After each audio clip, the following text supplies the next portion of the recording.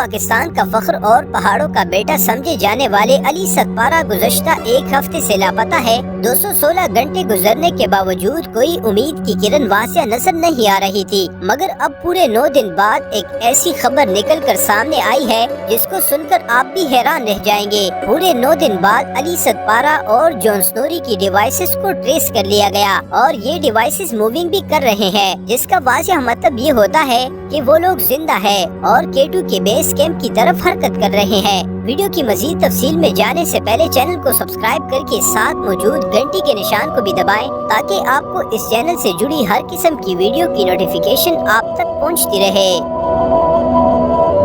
دوستو، علی ستپارہ کو پہاڑوں کا شیر کہا جاتا ہے، جن کو یہ اعزاز حاصل ہے کہ انہوں نے 8000 میٹر کی 8 چوٹیاں سر کرنے کے علاوہ ایک ہی سال میں 84,000 میٹر کی چوٹیاں سر کی ہے۔ مگر اس بار جب وہ اس خطرناک موسم میں آدم خور پہاڑ K2 کو سر کرنے کی کوشش کر رہے تھے تو نہ صرف اپنے چاہنے والوں بلکہ پوری قوم کو افسردہ کر گئے۔ علی ستپارہ اور ان کی ٹیم، جن میں ان کے بیٹے ساجد ستپارہ بھی موجود تھے۔ ساجد ستپارہ آکسیجن مشین میں خرابی کی وجہ سے 8000 میٹر یعنی بوٹل نیک میں ان کو چھوڑ کر واپس K2 بیس کیمپ کی طرف آئے۔ ان کے مطابق یہ دن کا ٹائم تھا اور ان کو یقین ہے کہ علی ستپارہ نے K2 کے ڈیتھ زون کو پار کر لیا ہوگا اور واپسی میں ہی کسی حادثے کے امکان ہو سکتے ہیں، جیسا کہ اکثر ہوتا بھی ہے۔ علی ستپارہ نے بوٹل نیک پار کر کے اپنے بیٹے ساجد ستپارہ سے رابطہ کیا تھا، جس کے بعد ان کا کسی سے رابطہ نہیں ہو سکا اور وہ گزشتہ 9 دنوں سے ان برہم پہاڑوں اور موسم کے رحم و کرم پر موجود ہے۔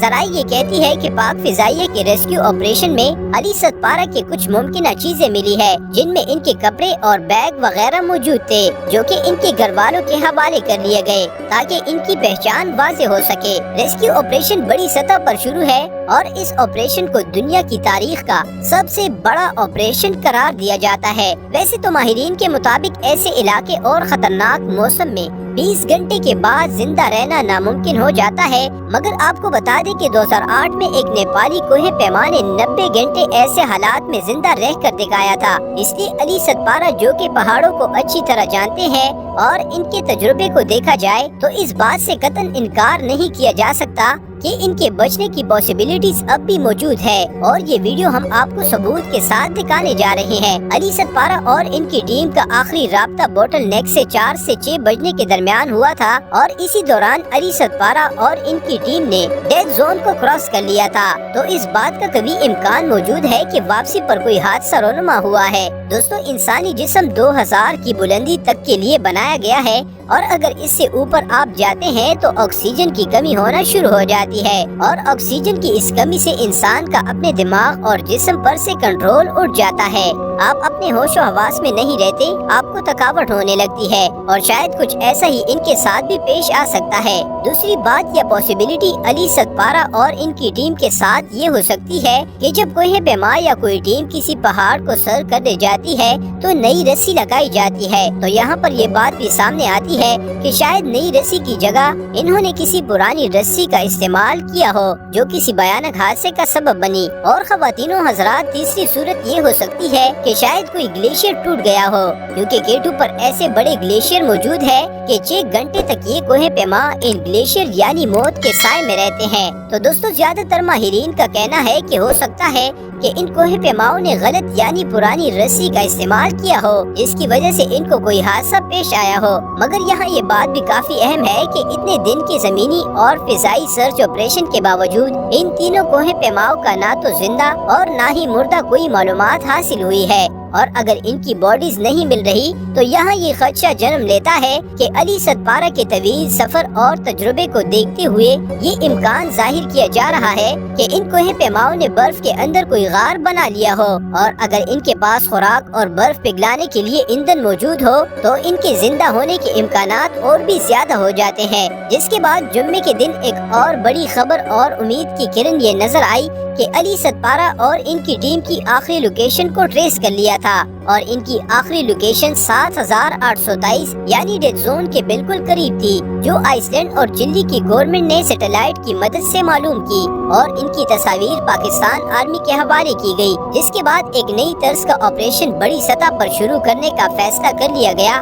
جس میں ان کے اہل خانہ نے بھی حامی بری تھی और तीनों कोहे पैमाओं के अहले खाना भी इस हक में है कि ऑपरेशन को जारी रखा जाए, क्योंकि इनको ये यकीन है कि वो अब भी किसी गार में जिंदा हमारी मदद का इंतजार कर रहे होंगे। दोस्तों, बात करें आज तक की सबसे बड़ी खबर, जो अली सतपारा और इनके साथियों के बारे में सबसे बड़ी खबर सामने आ रही है। जी हाँ दोस्तों, आपको बताते चले कि अली सतपारा और जॉन स्नोरी की लोकेशन K2 के बेस कैंप के पास ही एक बार फिर से ऑन हुई है। और सबसे बड़ी बात ये है कि GPS डिवाइसेस की लोकेशन को न सिर्फ ट्रेस कर लिया गया, बल्कि ये डिवाइसेस मूविंग भी कर रहे हैं और हरकत कर रहे हैं। और ये बात जाहिर है कि डिवाइसेस खुद हरकत नहीं कर सकते, बल्कि ये डिवाइसेस किसी के पास है। पूरे 216 घंटे के बाद इस लोकेशन का ऑन होना किसी मुआजिजे से बिल्कुल भी कम नहीं। पूरे 9 दिन के बाद ये सब होना ये जाहिर करता है कि 99% कभी इम्कान मौजूद है कि अली सतपारा और इनकी टीम जिंदा है। सबसे बड़ी बात ये है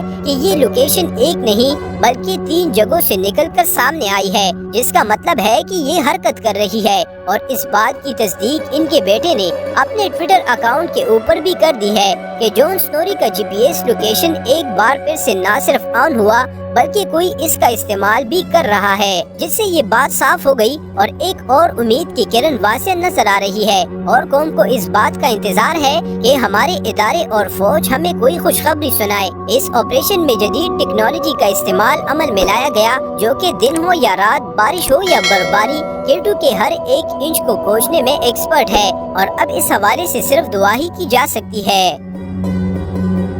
दोस्तों, हमारी भी दुआ है कि अल्लाह रब्बुल इज्जत अली सतपारा और इनकी टीम को पाक आर्मी के इस ऑपरेशन के जरिए पाकिस्तान को जिंदा वापस लौटा दे। आमीन सुम्मा आमीन। दोस्तों, आप इस दुआ पर आमीन कमेंट जरूर कीजिएगा।